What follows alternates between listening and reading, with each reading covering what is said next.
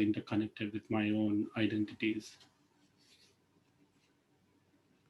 Yeah, thank you, Mani. And I would also request all the others who have joined, if you would like to introduce yourself, please feel free. You can unmute your mic and you can just let us know, so that would be really wonderful. Hi, my name is Anisha. Hi. I am completely new to this. I am here to learn and just to immerse myself in this amazing world. I'm a writer from Bombay. I have recently been acquainted with Sikh on a project I'm working on.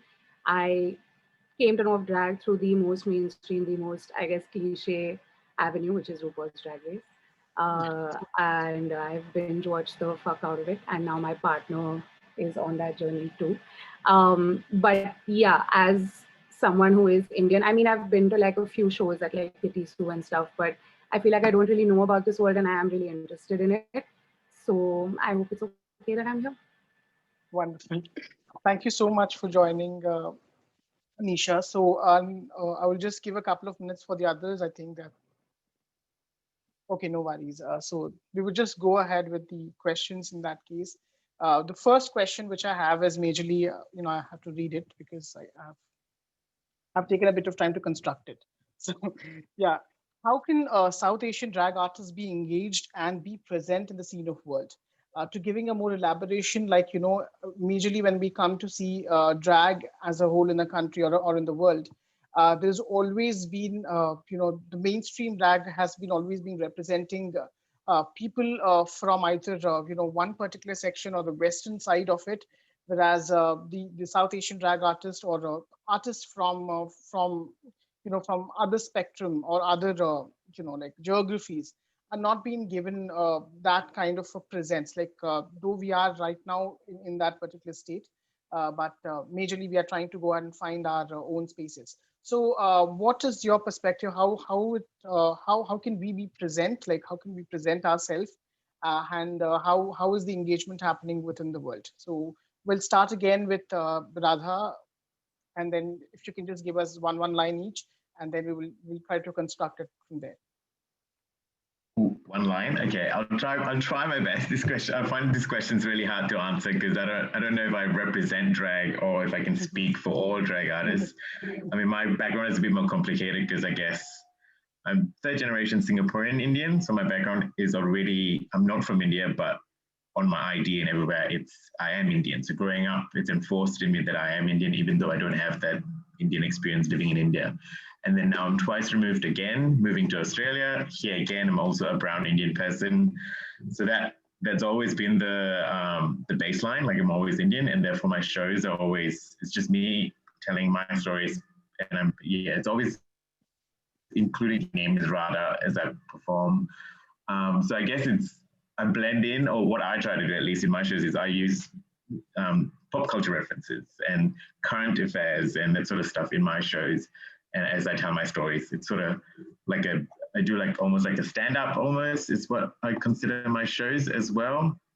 And I find that is easier for Indians who are second generation Australians even, who are here, who are entering into the queer scene, who are my age or a little bit younger as well. They grew up at home in a very Indianized culture, but when they're out and about in Australia, it's very Westernized for them. And to come and see my shows and see me perform in nightclubs that are usually mainly for white performers here.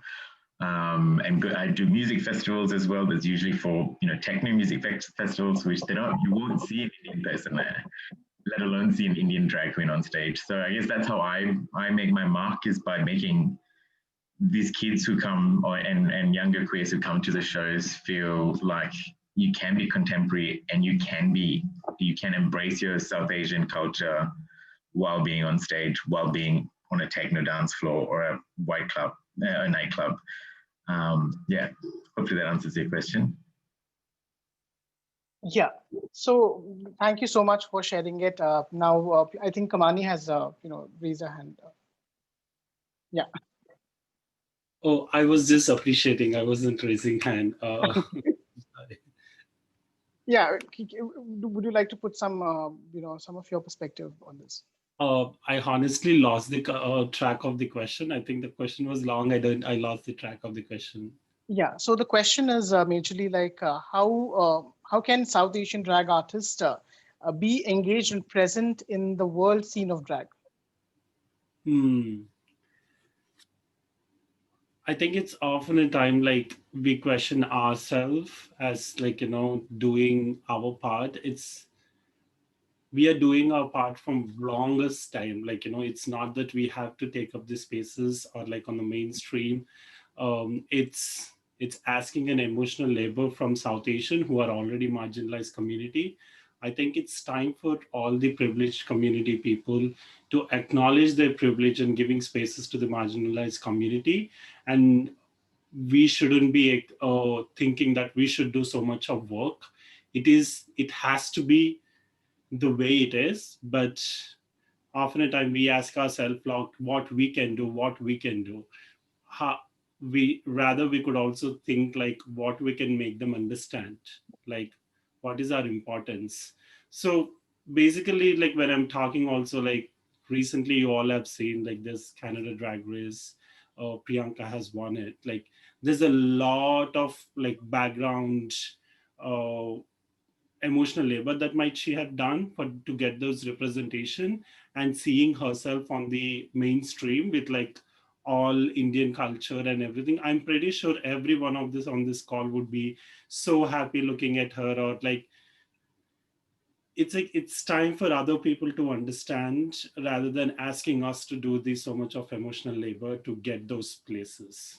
So it's that's how I navigated my space in like Washington DC area, because I was also like, oh, I have to go and perform at this club and this club, like how Radha was saying, it was most of it for white audience. And whatever I'm doing, it's like everything is Indian, like everything is South Asian. Most of them would not get most of the references. So my amount of emotional labor that I'm putting on is like I don't get the exact response that I would get from a South Asian audience. So that's when I started like stepping back. I would rather not go and put myself in those situations and like be pretty upset about the outcome. So I would rather just stay at my place if people reach out to me, and then I would do it. That is something I coped and navigated onto the drag scenes in the culture. Yeah, that. Thank you so much, Mani. And I think it's also kind of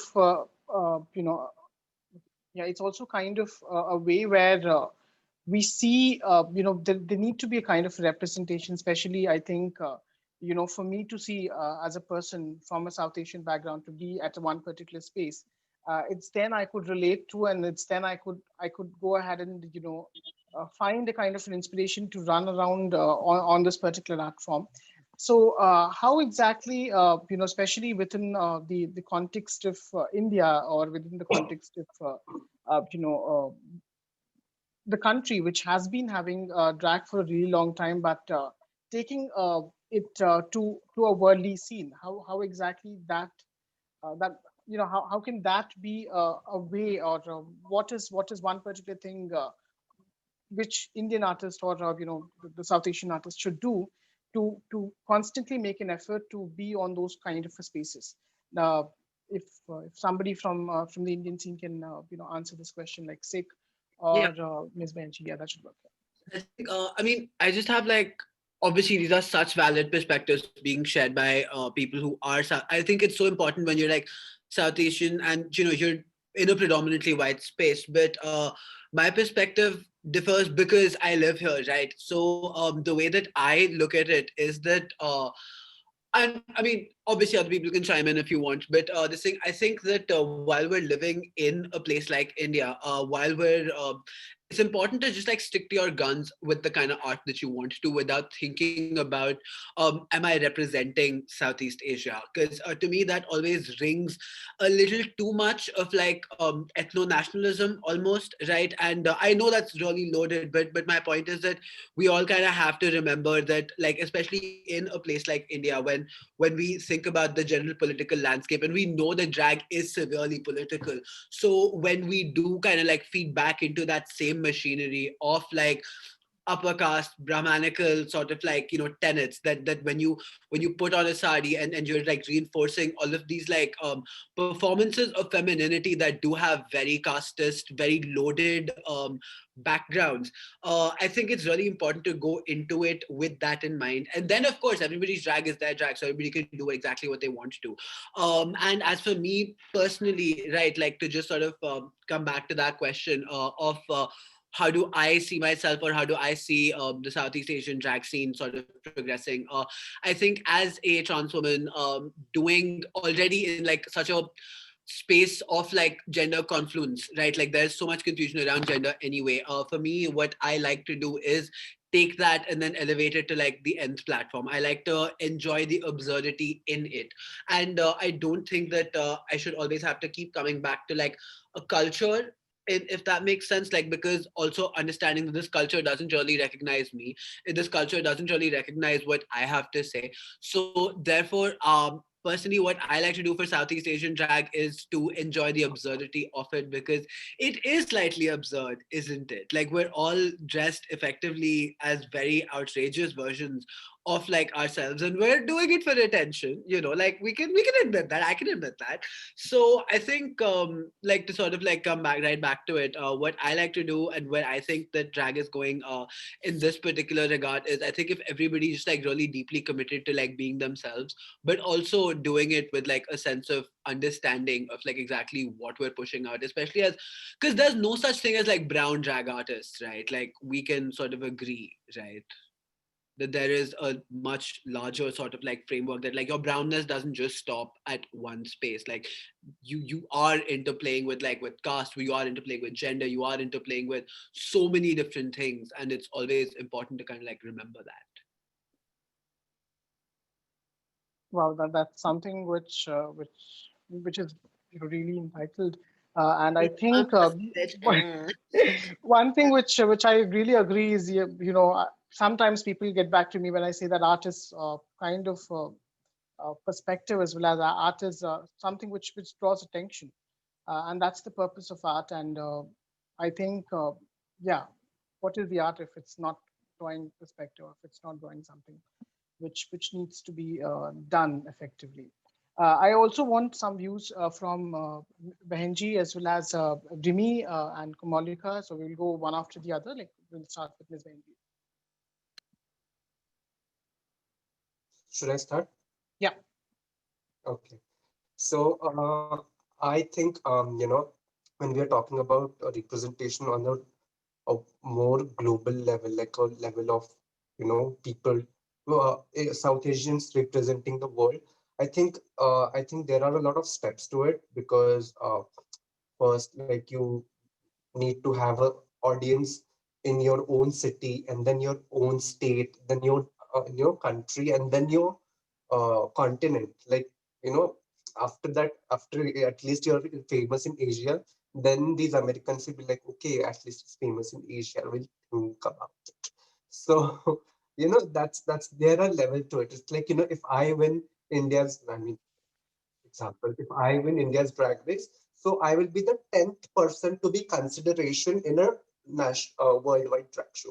So that's how it is, because I think there is somehow this internalized racism also there, that they they always see people of color beneath them, at some level. And uh, at some point, till like last few seasons as well, in RuPaul's also, we have been seeing that only white queens have been winning the drag race. And I don't know what uh, this thing RuPaul is in. I don't know किसने वो फंस गया है, that he had to make the black queens win. But I don't know. It's just a conspiracy theory, because I'm pretty sure think that there were a lot of black queens and people of color queens in previous seasons who could have won, but I don't know why they didn't win. So, yeah. So I think it's talking coming back to your question again. It's the layers of insecurity and prejudice that people have on a global level, that they think certain people should be on certain level, which is not true.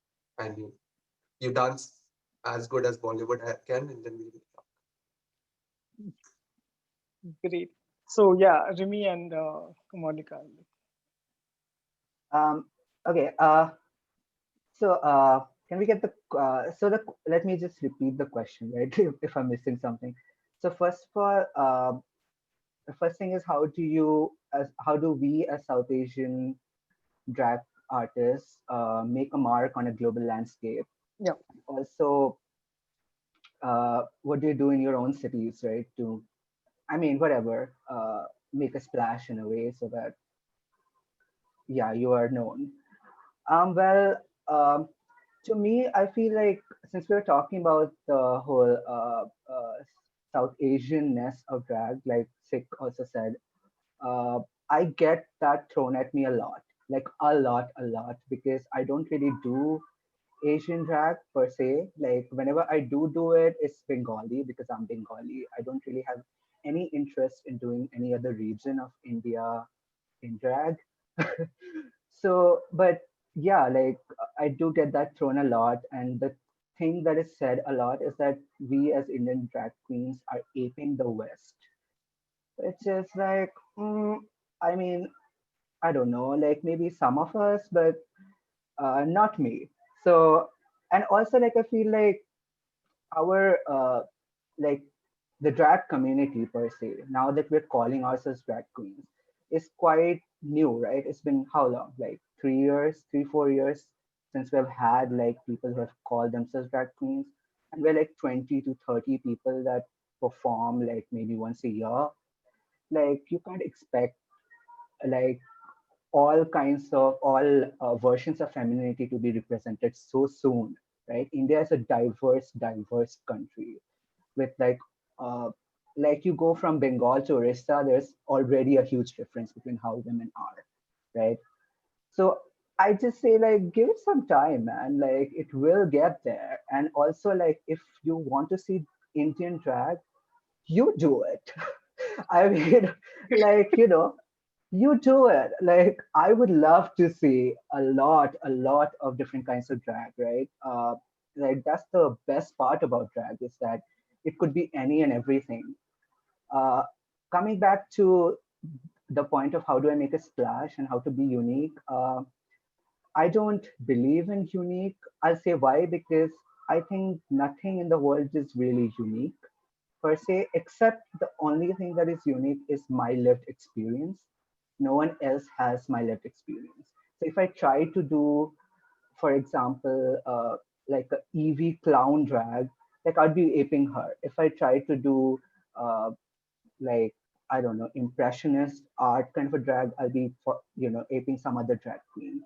So I just try to do what feels right to me, and I know that I won't be representing everyone, but if I like do myself and what I like in femininity, the kind of femininity I'm razzled and dazzled by, there will be some people who would find some solace in aspects of me, which is good enough for me. I don't have to represent everybody. And that is the beauty of drag, because in this lineup itself, like we are representing such different aspects of drag within India and within the whole desi ness of it all. um, and the final thing is, to all the organizers, pay your queens. Like pay your damn queens, man. Like it's like, how do you become known globally? Like you pay kimchi like hundreds and thousands of dollars and pay us like 2,000. Like I mean, shit don't add up. Like so it goes both ways. Like like Kamini was also saying, like it's a lot of emotional toil on ourselves. Like why do I want to like source so many materials in India when it's already so hard to do drag here? You don't get wigs, you don't get shoes, you don't get nothing, and you don't get any, you know, any support either from organizers. So I mean, it goes both ways, but I just, my mom, like how I try to see it is that I do drag when I can, and it makes me feel good, and if something good comes out of it and I look pretty and I feel good, then I'm gonna do it. Uh, so yeah, and I'm Desi, and some Desi people would like me and some won't. So that's just how life is. Thank you so much, Rimi. And I think you have, yeah, I think majority of the things which we will be thinking of discussing as of today is something which you have really brought up and pointed out. Thank you so much. And we will be having that conversation as well as we go on further. Quick minutes for Rimi and Zen, if you, sorry, Malika and Zen, if you would like to throw some light on this question, and then we'll move to the next one. Okay, so what I was saying is I got dropped 5 minutes ago by Miss Benji. I was gonna say that as she said we need to start from Mumbai, Maharashtra, then India and everything. So I have tried in like straight clubs to do drag so that I would educate them what is drag. And I feel like I am the character. I don't need to get a character like Miss Kamalika Fox or Deja Vu or Toxicana. I am me, I am Jatin, and I am a character itself. So I just want to represent it in like normal ways on roads by performing on street art and drag. I want to perform on like in straight clubs and everything. So that is my motive to do and start and represent what I am. Bas, I'm kind of dumb, so I don't know what to speak most of the time. I love that. Wait, oh my god, I love that. Yes, We bitch, you better stan, work. You better we work, Miss stan. Mom. Icon. Great. Yeah. Then I'm so glad I got to go last because I got to listen to a lot of answers before I could formulate my own. Um, I think one thing I do want to strongly say is that as people with really larger than life personalities, as we all know we are, and we can see in front of us, we're already representing ourselves in a way, right? That the art that you put out there is who you are, just magnified, and like you're expressing who you are inside just in a way so that like somebody says, I don't recall who, you don't paint for the first person in the audience, you paint for the last person in the audience. So in a way, when you're painting yourself, you're just bringing a part of yourself out. So representation in that sense is already done. I feel like we shouldn't really be looking to be represented as Indian artists on a world scale right now, because um, like Rami has said, like Miss Benji has said, right now I think India needs a lot more drag, right? And before we even try to get onto a world stage and try to represent what India is, we need to find out what Indian drag is. And we honestly, I don't think any of us know here, because we still haven't had enough exposure, enough practice, enough of drag shows. Um, I've been blessed to be part of a few, but I mean, I'll consider myself lucky if I've seen 1,000 drag shows in the next 5, 6 years for India. And then we're ready. We know our answers. We know what we want to put out there. And if somebody asks us a question as a South Asian drag queen, what are you bringing to the table? Those answers we would already have because we've had the platform to put it out there. So maybe representing ourselves in our own community to start with, and just making it normal to have drag shows, even if it's it does not have to be in a really fancy place. It could be just in somebody's home, and that's how I feel the roots of drag started anyway. So maybe then this question has to be answered, in my opinion, in 5 years from now, where we're in an India which has drag shows, and it's not something that's seen as alien and seen as something to go and figure out because you don't know what it is, but go and figure out because you really like it and you want to celebrate it and support it, I guess. But yeah, that's my take on it.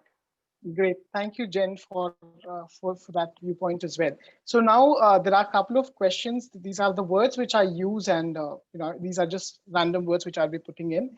And I would like your views about how exactly that fits in, for the culture of drag. So the first word is called as collaboration. So do drag artists collaborate, and how exactly the collaboration works? So that's the first word. So if you can just chime in and let us know your views in any order.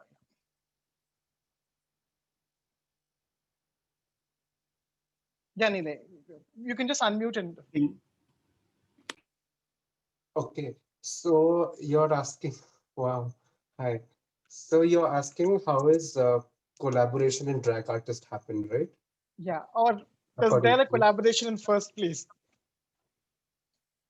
Okay, so I think when I talk about whenever I am doing collaboration with other drag artists, what I think of is I try to understand what their drag is, what they are trying to represent, what is their concept, what are their ideas of performance. And as we all know, like there are different kind of drag queens. Some of them are dancing ones, some of them are singing, some of them are comedy, some of them are just look queens, and some of them have like two, three talents combined together. So based on what kind of queen you are, what is your talent, what do you want to show, so, I look for like, one, two elements or one, two characteristics that I like in a queen, and I try to enhance them within their own drag and try to collaborate my idea with it. So, people get to learn and understand different perspective of similar thing, like how, like for example, me and Kamani both do Hindi numbers a lot, but the way Kamani does and the way I do is very different. We have different perspective of the same song.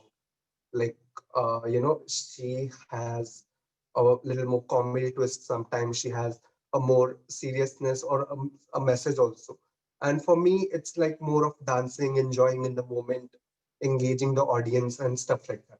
So when two artists collaborate, I think that is what we should keep in mind, that both of their drags should be highlighted, and whatever message that you want to convey through collaboration should also be. Thank you, Ms. Benji. Yeah, come on. Oh, I have so many feelings in terms of collaborations, and I guess it's also comes from so much of personal experience living in United States. Often a time, tokenism is real, uh, and being outside the United States and like so doing art in uh, Western spaces and trying to reclaim your spaces as an Indian artist.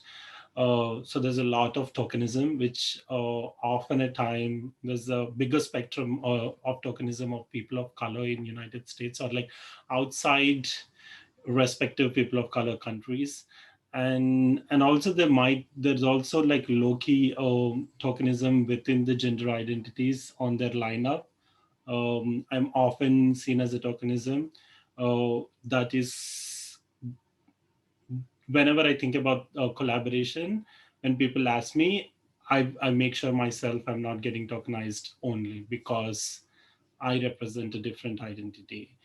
And yeah, I think collaborations is always amazing. And given that now it's pandemic, like, this collaboration overseas is also like, is a best opportunity to learn about other perspective people. And like, I could hear what Radha is saying from Australia. And like, this is also a best way of collaboration. And thank you for that. That is my summarization of collaboration. Yeah, sure. So anybody else who would like to go? Yeah. So like how it, I mean, the drag is new in India, so it's like the club queens or the queens that perform in clubs, like we are always collaborating in a way. Like I give Beta a joke, or she's lending me something, and we're exchanging ideas on mugs when we're painting together. Something that I really miss, by the way. This pandemic has taken that away, but. Uh, Other than that, I guess a lot of the collaboration that we see currently, because it's such a new art form, is like only like photo shoots. Like we meet each other, like I'll meet Zen, I'll go to her place and we'll dress up and click pictures. And uh, but what I would like to see more is like just like more construction. Like I am really terrible at it. Like what Hitain does, I don't know if you guys know Hitain Unwal. Like I would love to collaborate with someone like go to their house and see like how they're forming like corsets or like hit pieces and stuff. Or Zish, So I think like as we grow, we'll see more and more of that. Like someone who is good at hair would be doing hair pieces for other queens, and there'd be like, you know, mutual appreciation between them, and we can also pay them once we get paid. But but yeah, I mean, I just feel like like we are so new. Like Zen is saying, like this is so new. Like we have to like go to each other's places and just keep doing it. Like keep pushing through and keep telling people that you also start doing it. Like you don't have to worry about like looking a certain way or any other way. Like if you need to borrow something from me, ask me and let's do it. Uh, so yeah, I mean, so I'm just saying that in case you guys need me to do your makeup, please ping me. Let's collaborate. Yeah. And Yes, yeah. created by Ravi Hart. Yeah, and I love Patruni's drag as well. Like, there's something I've never seen, like a tranimal in India. Like, Yeah. okay, whoa. So yeah, like just the fact that Patruni exists is like means that there will be more, right? So yeah, let's keep doing these calls, Zoom calls, like lives, talking to each other. Uh, and I think I've heard this one thing in Drag Race, and cliche, that drag queens are loud mouths and they get mad at each other, but eventually, like they always forgive each other. Like it's like very that, like like you need a hairpiece and you're like, sorry sis, I called you a slut. I need your hair. But that's how it is, and I think that's how you keep it alive, and you just know that it's a small, closely knit community, and you gotta see each other. You gotta work with each other. So you make a joke, you move on. You make a joke again. So yeah, that's my 2 cents. Yeah. I think one like final thing that I also like just want to say is that I consider myself to be a child of collaboration. Sick would not exist as it is right now if it wasn't for everybody along my journey who's like, you know, talk to me, help me out, chill with me. Zen and I have been like Zen and I did a shoot that I still consider to be like such a formative part of like my understanding itself of drag, because we're all right, it's such a new thing, it's such a new thing in this country. We don't have enough shows anyway, and we barely have like a baseline, right? Which is what I find so exciting, by the way, that like all of us can, there's no like correct way to do drag in India because there is no way to do drag in India. Do you know what I mean? And that way I think collaborations are amazing because I'm always down for it. I think artistic people getting together and like kind of like fueling each other's creativity, it's the only way forward, you know. And it also encourages like a community of trust, because like you can't come up to me and say, oh, like, bitch stole my look, because no, sweetie, like, we side off together, like, we have a camaraderie, you know. And I think that's what the coolest thing now is that with drag in India being so small, so insular, I find it fucking awesome that I can name almost every bitch, right, that like does drag in this goddamn country. At some point we have spoken over text, at some point I've told her where to get some wigs, and she told me where to get some shoes, and I love that. And this thing, and in saying all of that, whenever you're all in Delhi, Gurgaon, let's collab, y'all. Let's make pretty pictures, please. But you know, that's the team as mom. Mm. Great. That's so wonderfully put. Sid. Yeah, and I would also add on something onto this, like I'm trying to build up the question a bit more. How important is for each of us to bring the idea of the eternal integrity when we come into the art of drag, and words like perspectives are something which we all carry, and this conversation is also about perspective. Like I you know having an understanding of what exactly is perspective in this kind of a situation where as Kamani said, at one or the other point in time we see some or the other kind of tokenism, or we see that as Rimi has said, the idea of a drag which cannot be paid.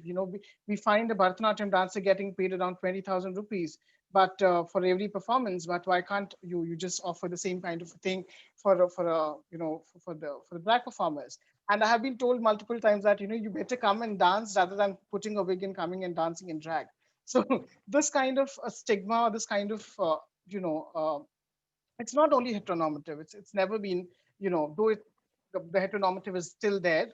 It's a huge fight to be at, but this is again something which happens within the community itself. So, what are your perspectives on that, and how do you think that it's relevant to come and call out those kinds of experiences, on that particular spot, and ask, prospectively for the money which they have promised at one or the other point in time, and call it quite relevant with whatever the drag we do as. Wait, so what you're saying is we need to quit drag and do Bharatnatyam, 20K a night, girl. Hold up. Wait, cancel. Cut this call. Bye. I'm a Bharatnatyam dancer, y'all. I'm just gonna go learn. I'm out. Yeah, but I think that is how it has been for a while. Like, I thought drag is something which we invest a lot of things, we bring a lot of things when we come and perform. But when we see, at one or the other point in time, they don't see the art, but they see a kind of a different picture, which they didn't want to see, and they think that putting up perspective is something which is different. So, what are your ideas, or what are your thoughts in this kind of scenarios? Yeah, Jen. Just wanted to add my 2 cents in here based on some observations I made in the past about drag performances and performances by artists. I'm going to take a step back and just not limit this only to drag. I think this happens in every sphere of art, right? Because art is so personal to one, and you're putting something that's a part of your soul out there. It cannot be commoditized, and because people don't know how to price it, they will obviously go for the lowest price first. What I've seen works really well, although it's not something that I wish it worked that way. But I think given the current environment, what works really well is for drag queens or drag artists to first be an entity and an entrepreneur in themselves, right? Rather than just be an artist. We are trying to get our art out there, and we are trying to sustain ourselves, and we are trying to be part of something much bigger. And the only way to do that is if we can keep going and we can keep sustaining. And as an artist, I have found that the best way to get paid is to give them an invoice, and always uh, go in a slightly corporate approach. If somebody is doing a training somewhere in a particular place, there is a certain a sort of a structure, right, where you give in an invoice, you give them a few files of what to expect, maybe you give them a few videos, and then certain things that I've seen many queens that I've looked up to do as well is be on time, and do your work really well, and be really sweet to everyone, or at least to their face. I'm kidding. But yeah, um, all of that and following up, and I know that it sounds like a textbook answer, but a lot of us as artists seem to we forget that, because we focus so much on what we're doing inside and putting it out there, that we forget that we have to be our PR agent, our own manager, we have to be our follow-up person, our own scout, etc. Once that's in place, things get a little easier, I think. In my journey personally, I mean, I don't like asking for money, and that's one thing about me that I've had to learn the hard way. It feels weird to follow up the third time with someone to say, "Hey, there is something that I ripped out of my soul and gave you, but there's no remuneration." The only way to do so is to be use the language that people generally use when it comes to exchange of money, like make it as corporate as possible or as systematized as possible. And I'm not very happy giving this answer, but it's what I've seen work so far, so just wanted to put it out there. Thanks. Thank you, Jen. Radha, would you like to add something? Sure. Yeah. I might start from the collaboration question. I don't know. It's all the questions are quite big, and I'm not sure which direction to go. Also, because I work and perform in very different avenues. So I do drag shows, but I also do, like I said, like club scene stuff. I do techno parties, but I also do art gallery stuff as well. And clearly, I don't say no to a gig, and that's probably why I get paid to do them as well. I say yes to everything. I did a birthday party last week, but I mean, it took me a while to start asking for money first. Like, are you going to pay me? How much are you going to pay me? And now, I mean, I've been doing it for about 10 years now here, so I've kind of become quite comfortable, and I think people know that they have to pay me. And if they're not paying me, then I don't put makeup on. It's sort of, that's what they, yeah, that's how I've done a lot of gigs to finally get to where I am, I guess. So I'm quite comfortable in that way that I can ask for money. And also I know people are not going to just ask me to do things for free, but I've done things for free before and just made myself up. Collaboration wise, I mean, the first few shows that I've done in Australia was a collaboration. I did a festival where there was 5 or 9 other drag performers of different types of drag. So I see drag as, I don't know if I've got the same understanding as most of you do. I think everything is almost drag. I find it interesting that I find it interesting that a few of you have said drag is new in India, which I didn't think that was a thing. I thought drag has always been part of our culture. And I see Bharatanatyam dancers as drag queens as well, like female dancers performing male storylines, and Kathakali dancers. Like I see them as drag as well. I see all the different other things as drag. So yeah, collaboration has been a big part of my upbringing here and my first step into performing. Usually it's tokenistic as well. It's with other white performers and other people of color as well, but I do embrace it. I love tokenistic things. I always say yes. As long as I know that I'm being tokenistic, I use that as my advantage, and I play that up, and I know that that's why I'm there. If they hide it from me, then it's a different thing. Yeah, that's my rough answer of trying to combine all of them together. Yeah, thank you, Radha. So I would again move to the next topic, which is like, the last topic of us, especially finding spaces or spaces of drag or spaces of our own self, or finding or creating spaces majorly. Like in the TED talk, which you have just seen, a school of drag, a school of drama was something which they had created. So what is your perspective on having some kind of spaces which we have, or creating spaces or looking out for spaces? How spaces have been a greater kind of a thing in your journeys or your individual journeys?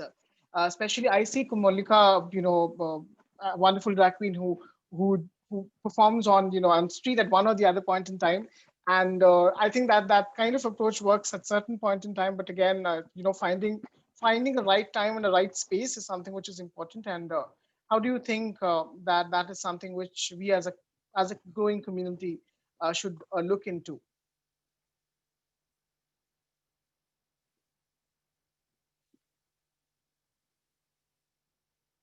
Okay, Monica, I'm putting you on first.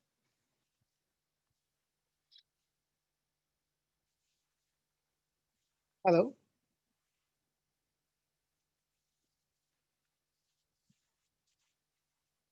Hello. Hello. Yeah, yeah, Kumalika, Nilaya Kumalika, would you like to share something? No, the question was so long. By the time I understood it, it was gone. What was the question again? Yeah, the It question was is such a maybe. long question. I was like, Bapre. Just sort of short it down, na Baba. Yeah, We just look agitated. Yes, I love. yeah. So the question is majorly like, how important is the drag spaces, and how as a community we should embrace or create more spaces for ourselves?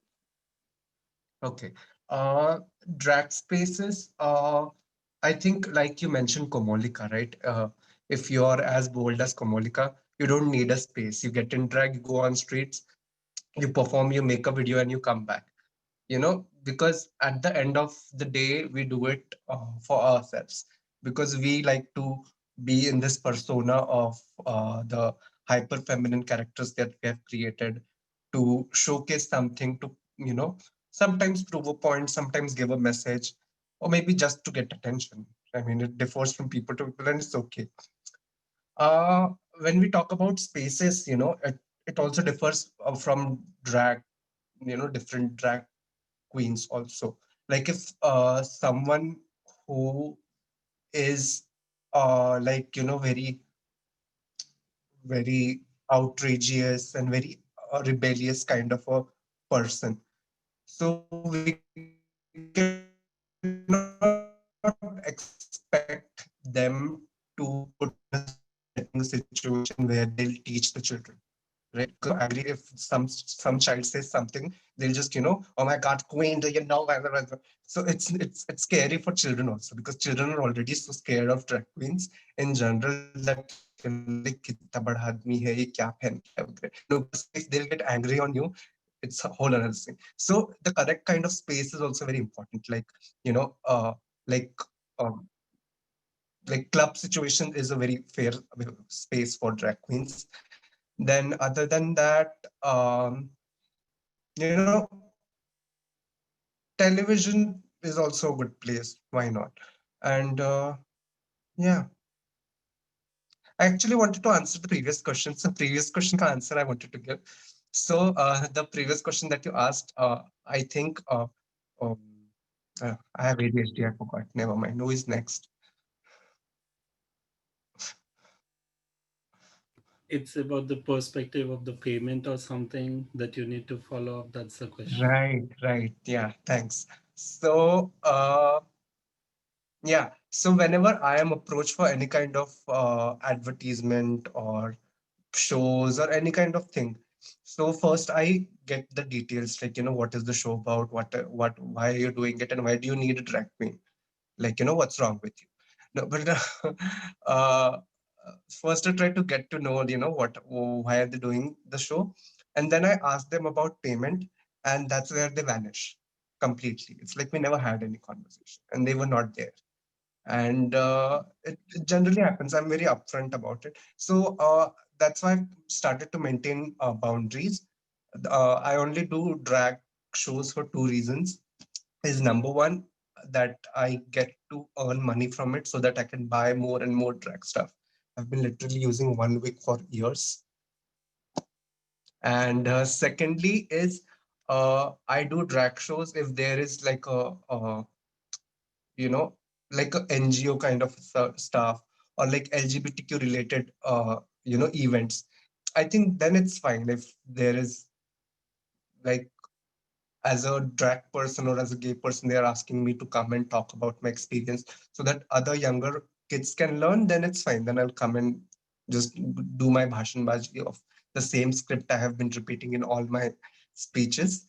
And yeah, that's about it. Great. Thank you, Ms. Benji.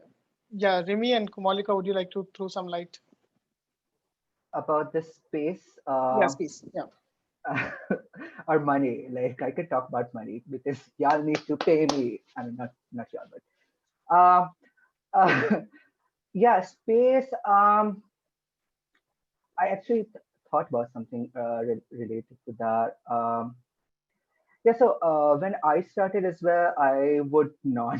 I mean, it is hard. Like Zen said, like, asking for money for something this personal and this, like, it's like your baby, or like, it's so in inside you.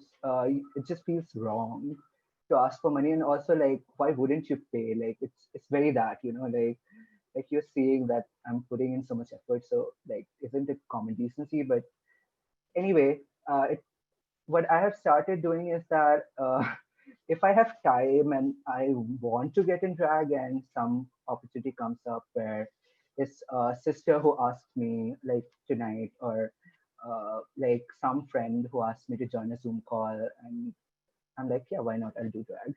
Then I do it for free. Otherwise, I'm like, no. Like, you need to pay me, and you need to pay me this much.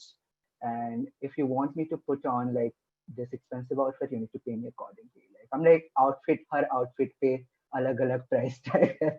So so that could be one of the things. But space wise, what do you want to say? Uh, yeah, right.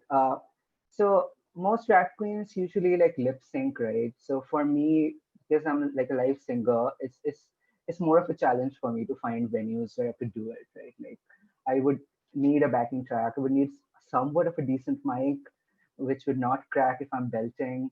Uh, so it is really quite a bit of a challenge. And I don't really lip sync. So if I'm not singing, I'll probably be doing like some sort of stand up or something. So mic is essential, and yeah, so I have tried, like just before pandemic, I was like finally in the space where I'm like, I'm gonna get into the restaurant, thing. Like I have a lot of like street friends who have a guitarist and they just go to a restaurant and sing for 2 hours. And I'm like, I'm pretty, right? Like I don't know, I'm saying like I'm pretty, I can sing, I can go to a restaurant, like I can entertain for a bit. And uh, it just then the pandemic happened, and I'm like, okay, sure. So let's just stick to Insta then. Like, I guess for most of the world, like TikTok was such an interesting thing, and then India was like, nope, sorry, if you're, from an like unprivileged section, you cannot have money, you cannot have following. Fuck you. So I guess online is great. Like you have to put yourself out there and be like, this is my art, and put all the hashtags, like do as much as you can, because right now we don't really have anything else, honestly. And hopefully after the pandemic lets out, uh, there could be more collaboration in also in the organizing aspect. Like I have a couple of friends who keep asking me to also help them out in their parties, like gay parties, and that would be like a partnership, and then I could perform as well. But yeah, it's always been a bit of a scary thing for me personally to undertake. Like I don't want all that responsibility, but uh, yeah, I think that is also another way. Like be like like what Chuni is doing. Like you have to be like, yeah, I will be the organizer as well, and I will do drag as well, and uh, and ask for help with your sisters. Like when Kushbu, like my friend Kushbu would do events in Bangalore, she would always ask me, like, can you help me out with few things, and I'll be there. So you gotta hustle with your community and be a little shameless, I guess. Like you have to like that's the state of art in India. Like you have to be like, pay me, pay me, pay me. Like come to my shows, please come to my shows. Uh, but yeah, so yeah, hoping for like post COVID, whenever that happens, to collaborate and you know be in projects with all of you and come to Hyderabad and work with you, with me, and meet all of you. So yeah, let's hope. And yeah, the restaurants, like they deserve to see me, right? Like I sing well. So. Yeah. Great. So the reason why Wait, I bought this wait, idea of wait. No. I'm sorry. The takeaway right now is that Remy Hart is pretty enough for a restaurant. If there's one thing you want to take away from this, Mama, book her at Shangri-La, which you better do Barbecue Nation, honey. Uh, I mean, I would if they pay me in barbecues. I would. yes! Oh, I I yeah, have something to say. yeah, So it's so like most of it, like whatever I'm saying, I hate saying it, but I this is what it is, what it is. But also, I was like when I'm resonating what Zen has said and Nilay was saying, and Hatrimi was also saying in terms of payment. Like we are grow it's so sad to say that we don't see art as a full-time job, and it's art isn't always a survival space, and often a time like our intergenerational trauma from our parents is seen as a job, is like 9 to 5 job. And if you're not doing that, if you're doing art is not something you could survive on. And and it's also kind of true because of the whole patriarchal society of it. Even if you wanted to survive in arts, you should have a side job to, or in order to buy all these wigs or like makeup or like outfit. And it's like it's fucked up in like many levels, hierarchical level, and like in within our generational trauma that we carry around.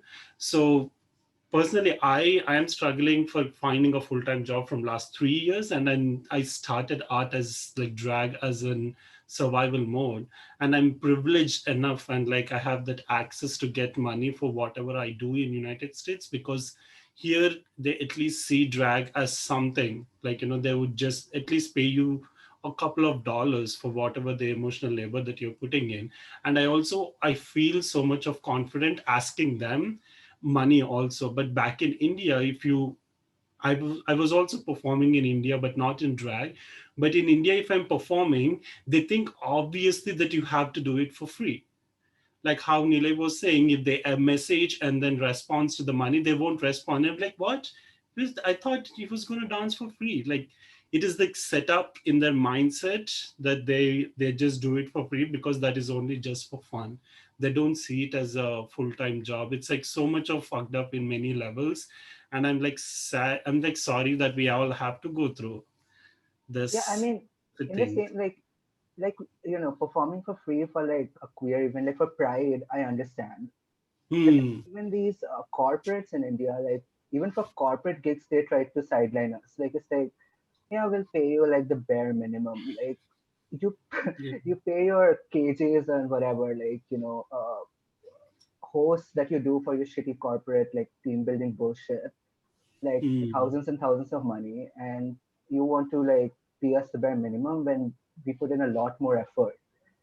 So it has become very bad. I mean, even for magazine like covers and shoots, like whenever it comes to payment, it's Ah, like zero, like none, zero. none. No, Yeah, okay. Actually, like what Zen said, right? That like so many of I feel like I've always been that girl who's like just excited to be here. I'm just like I'm happy to do this, and the amount of like free work I've done in drag, in what my version of drag is. Also because when I was starting out, I really did not think that what I was doing was valid enough because I wasn't your typical. Well, firstly, I wasn't a man, right? So like I didn't feel like even like that a club would want to book like the kind of like things I have to bring to the table. So because I'm not like your standard like male to female, so there's no really like a aspect of like excitement or danger there, and you do internalize a lot of these things about like the kind of drag that you're doing or just like any kind of art form. Anytime I've been paid, it's been a surprise. It's just been a surprise. Like at this point, this thing, it's taken me very long, and like honestly, working with like very radical crews of people who always talk about money first, to be like, no, no, no, we're going to talk about money right now. But I feel like, and that was only last year when I started like this thing working with Draggery, and when I performed with Draggery, which is another sort of like drag queer nightlife collective. And that was the first time that I saw queer performance artists taking themselves seriously enough to like go up to a big corporation and say, no, fuck you. And to me that was so empowering. That was so empowering to see people like me, not like not people traditionally associated with either Bollywood or glamour, or like people who are associated with big clubs, but like them still having that thing of like, no, no, no, what I'm doing is fucking important because it's important to me, and you want me in your space, ergo pay me. So yeah, I think there does need to be a bit of like a collective unionization almost, right? Doesn't it? Because like I've just been hearing it like with all of us, bitch, none of us have been paid. Like in so many times, and it wasn't until like last year when I realized the power of a collective. That when there's collective bargaining and there are multiple artists saying, oh, okay, you're not gonna pay us, guess what, bitch, we're walking.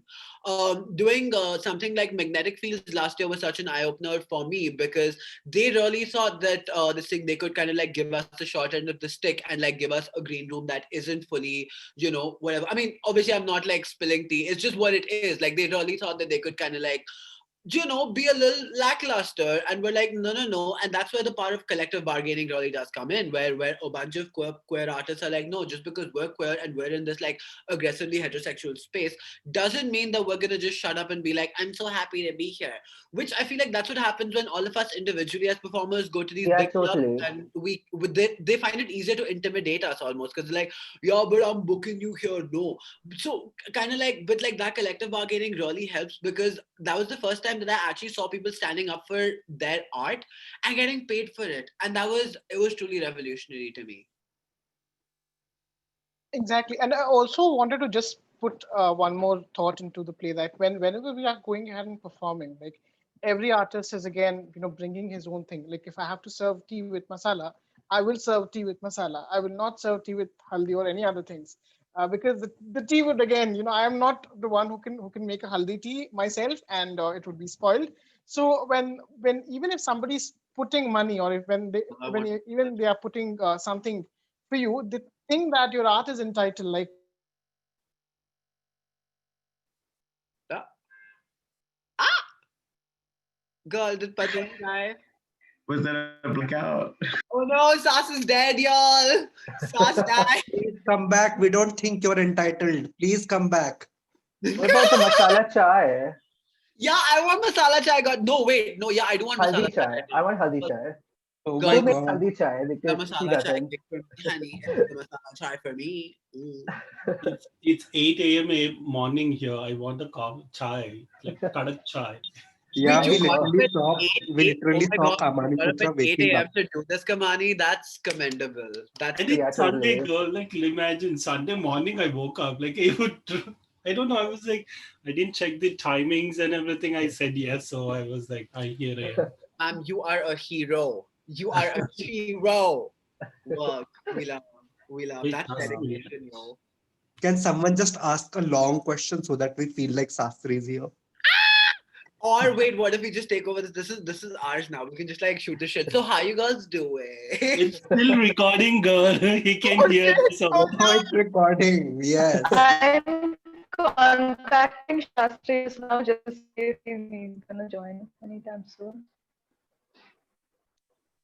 Okay. So Thank what's the you. tea, girls? What's the tea? Yeah, Do What's you what's the wanna haldi tea? what's do you honey? wanna guess what the next question he's gonna ask? Wow. No, I think he said it was the last question. Work. Okay. Yeah. Good, because it's Even 1 a.m. he must be here. tired like I'm we ready did. to go to bed. It's 1 a.m. for you, Radha. Oh wow, you're up. Yeah. It's like 7:36. I want to order Chinese food after this, y'all. I have a wicked craving for I some. want a drink. Oh my I want God, alcohol. yum. Uh, Not at 7:30 on a Sunday. Remy, what's going on with you? I have the rest of the month off. Like I was like, Hmm. fuck my corporate job. I need December off. So I'm a drink. We're back. Oh, are we back? Hey.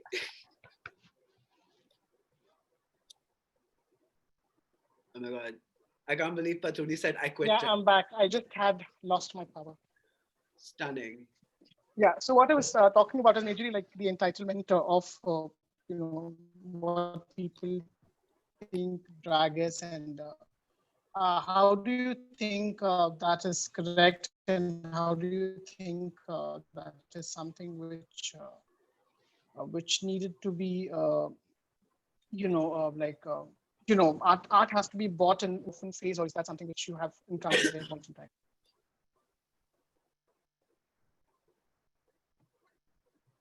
Uh, Yeah, am Pardon? I audible? Yeah, that was Yeah, you. am I audible? Yeah. Yeah, now you're audible. Ask.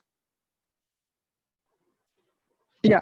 So majorly the question was like, how did you ever face this thing like at any point in time you have been asked to change your art because you are Yes, getting paid, and how did you handle that kind of a situation? I would like. Can I go? Yeah. Okay. All right. So mostly for me, like because of saying, like I've been asked to lip sync quite a lot of times. So which I would just say no because I don't know how to dance. I mean, I know how to dance when I'm drunk, like I'm grinding on a guy, but like not on stage, you know. Uh, so that happens quite a lot actually, like especially like in Kitty Sue, like if you're performing in Kitty Sue or any like club, they have very specific like set of requirements, like like the kind of music that even Sick does, like very obscure like music. They would not like it. They want you to do like top 40, like Rihanna, something that the gays can dance to. I was gonna use the other word, but uh, yeah, but like I usually just try to hold my ground. Like I love singing 90s like ballads. Like ballads are something that like speak to my soul. So I do a lot of Celine and stuff, and I really love doing it. So I'm like, if they can't take it, they can't take it. Like.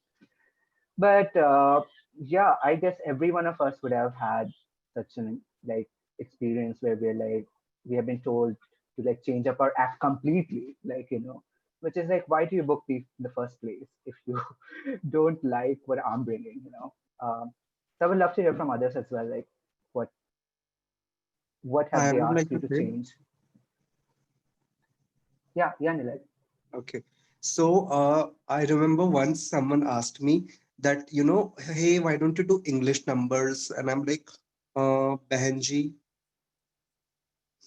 English numbers. So, I mean, like I have someone come up to me and say literally that, if you're doing Hindi numbers, no, you're only attracting uh, a low crowd in the gay culture. Like the higher class people, no, the English jo sunte hai, they won't come to your show, no. I'm like, acha. And these so-called high class people, when they are drunk and high, they dance on Halkat Javani in their apartment. What That kind of time, that casual time they don't fucking have a sense of English or classism? Hindi. That time they want to dance on Sheila Ki Javani. That time they want to do Munni Badnaam Hui. Yeah. And now that I'm doing it, in all my shows, because I know what gays want, what Indian gays want. I know it very well. उनको ये ऐसे पानी छूट गया, मैं गल गई, मैं नमक हूँ ऐसा. They they like such kind of song, deep down inside. uh, at some level they're like, yes, but outside they're like, oh my god, this is so cheap and vulgar. And deep down they're like, I just want a man who will just kill me. And so I'm like, why don't you just be yourself? If you don't, if you're like that, you listen to Hindi songs are literally there everywhere. 31st is coming, even the COVID situation is there. You're gonna listen this Dhinchak Hindi song जोर जोर से, even though you don't want to. So that time you don't go to them and you're like, English के गाने बजाओ ना ऐसे, मतलब RuPaul की Sissy That Walk, जाके बोलो उनको कि Sissy That Walk बजाया करके, सिसी तुम्हारे सिसी वॉक कर देंगे वापस. That's it. Woo! The end of frustration for me. Thank you. It's Thank you for coming to my TED Talk. You better go the fuck off, you little slut. I'm obsessed. But But also, it's wait, no, just actually, funny like, wait, no, that but actually, like, really quickly, like, I think what Miss Benji said was so important, and I don't think, like, we're talking about, like, Southeast Asia, and hum sab ye baat kar rahe hain.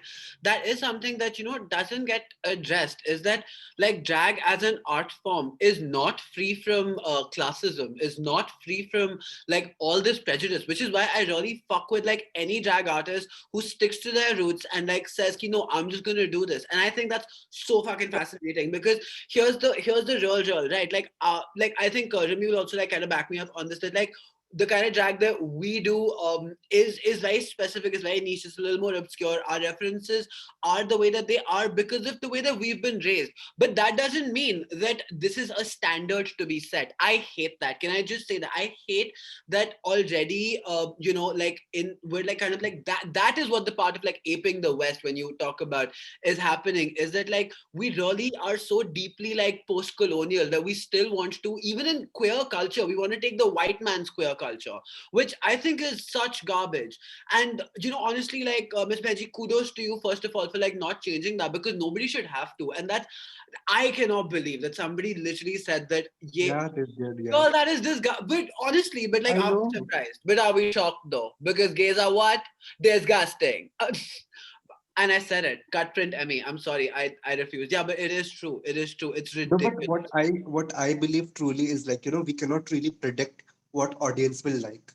They like something. If they like it, if they won't like, they won't like. So if I do Hindi number, English number, there will be someone in the audience. They'll be like, वो ना एक लाश उसका थोड़ा सा नीचे था, मुझे पसंद नहीं आई वो बिल्कुल. So Yeah. you cannot do anything about it. मतलब if you do 2-3 hours of makeup, I am such a messy queen. Like, मैं चलते चलते गिर जाती हूँ यार. So you can imagine how much I must be messing up by the time I reach the stage. It's not possible for me to be that, perfect feminine female creature, because I am also very an energetic kind of performance. So, I keep jumping on the stage and all that. So a lot of people don't, enjoy that kind of energetic performance. So it's who they are. That doesn't mean कि मैं side में खड़े होके मैं जन गण मन का काम कर फिर. Doesn't make sense, no? See, well, I mean, I will say I just don't relate, because I am such a perfect feminine creature. Just perfection is all I do. Like I'm just so put together.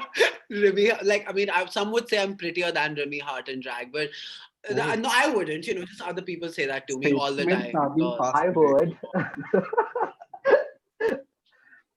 No, I mean, I was saying like it's funny, like because like I'm sure, like I'm not surprised at all that Miss Banji was said that.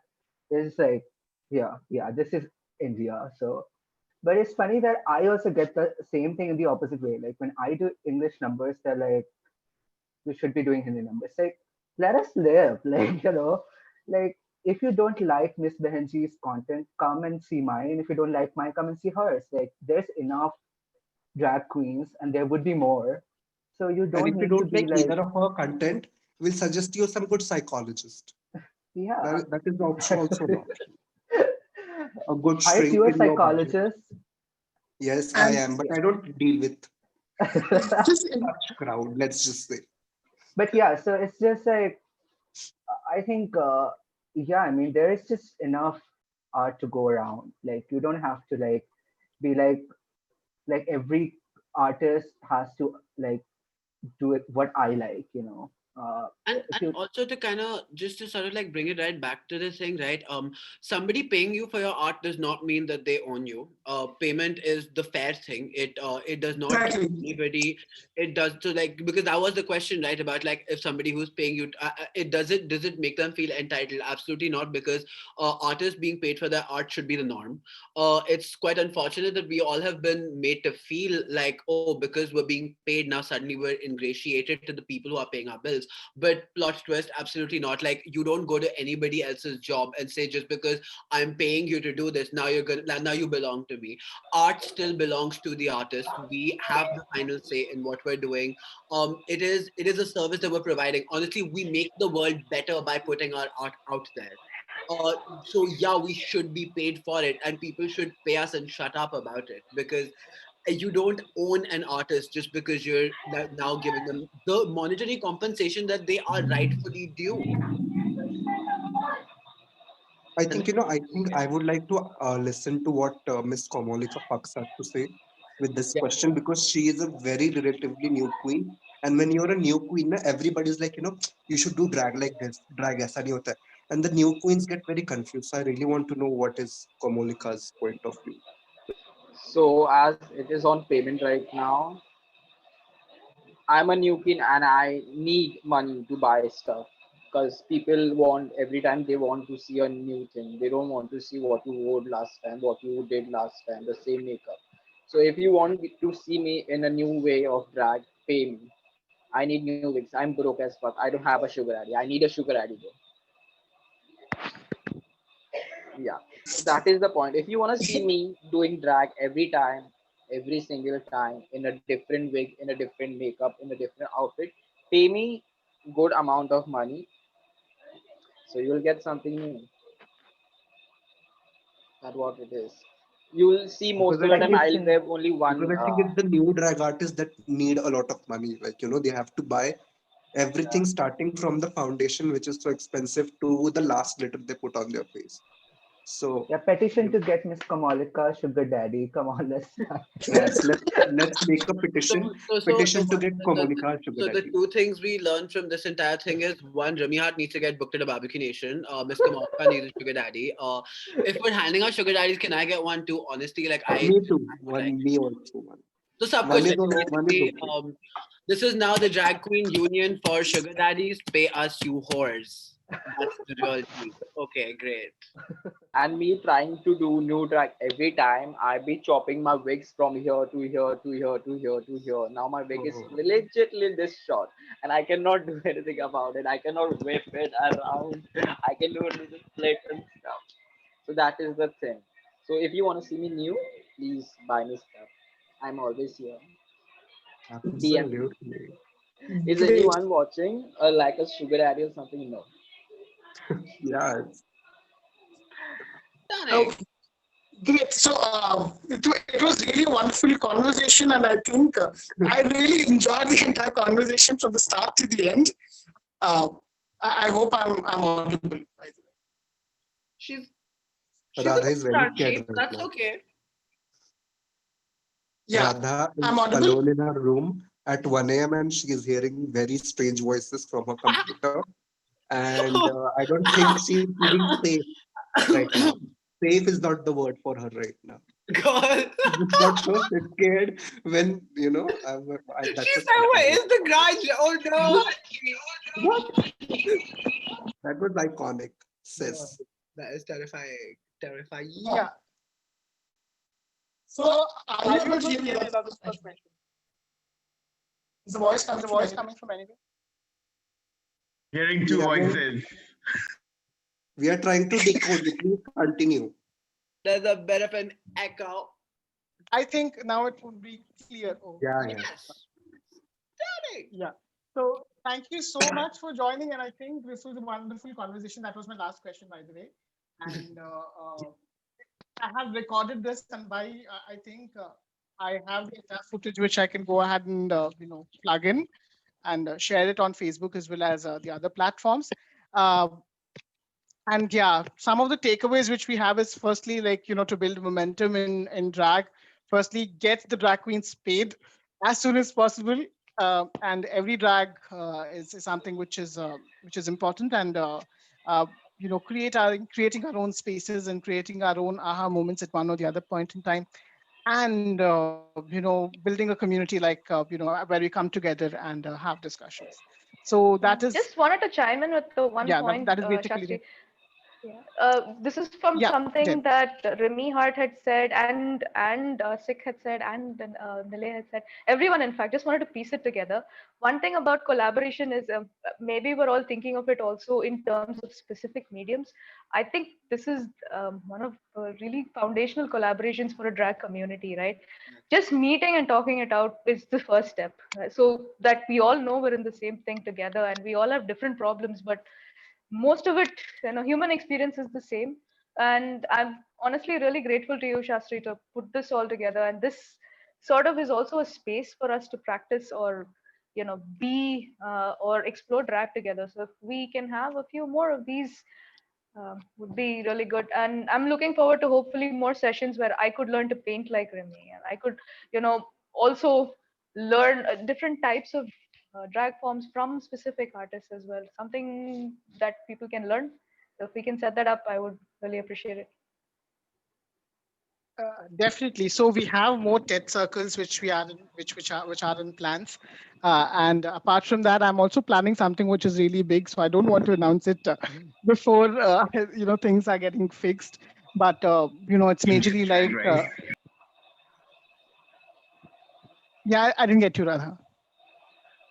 Are you planning to make India's drag race? Is that what you're doing? Yes, No, please. I think that's a Rupali part. Kinnar Dod. Oh my god, reset that call, honey. Mm. It won't be Rupali actually a drag Kinnar. race in that case. It would be a trash race if I host it, because I'm a trash queen. Yes! Shoepo trash race. Oh, we love it. But yeah, having said that, I think these spaces or conversations is something which I really love, bringing in, and bringing all kinds of artists at one place, and asking all of us to share our views. So I have something in plan. I'm thinking of doing something which is in a different level of whatever we have done as of today, and see how exactly that takes us to have a better or a wonderful conversation. My wig is falling off. Sorry for that. Yeah. Yeah. So The wig said bye. Thank you so much for coming. Clocked out. yeah. So thank you so much, everybody, for being a part of this conversation, namely Radha for joining us, Nilay, or Ms. Behenji. I'm sorry, Ms. Behenji. Yeah, and Ms. Kamalika, Zen, Sikh, Rimi, Kamani, and Anisha for joining and sharing your thoughts. I think this was indeed a great learning for me, especially, and I'm just stopping the recording for a while. Give me one.